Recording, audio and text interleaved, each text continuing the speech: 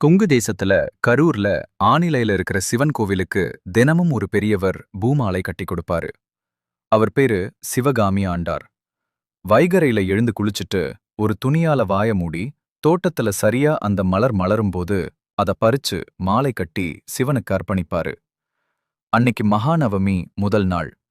சோழ அரசரோட பட்டத்து யானைய காவேரியில குளிப்பாட்டி அலங்கரிச்சு கூட்டிட்டு வருவாங்க.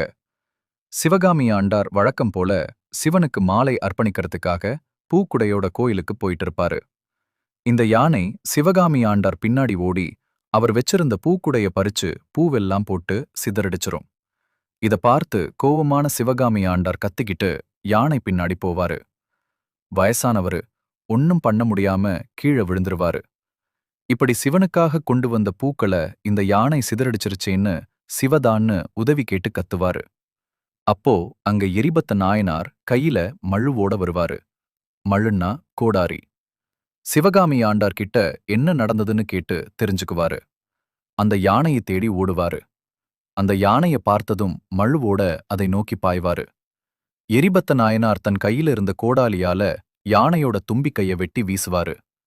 பாகர்கள் 2 பேரையும் யானைக்கு காவலா வந்த காவலர்கள் 3 பேரும் வெட்டி வீழ்த்துவாரு. எரிபத்த நாயனார் கொன்னது சோழ ராஜாவோட பட்டத்து யானை. விஷயம் அரசர் காதுக்கு போச்சு. புகழ்ச்சோழ நாயனார் வீரத்திலையும் பக்தியிலையும் சிறந்தவர். ஆனா இது யுத்தத்துக்கான நேரம். தன்னோட பட்டத்து யானையும் வீரர்களும் கொல்லப்பட்டது தெரிஞ்சு தன்னோட சேனையோட அந்த இடத்துக்கு வருவாரு. யானையை கொன்றவர் யாவர்னு கேட்பாரு. ஒருத்தர் அரசர் பக்கத்துல போய் மழுவோட நிக்கிற எரிபத்த நாயனார காட்டுவாரு.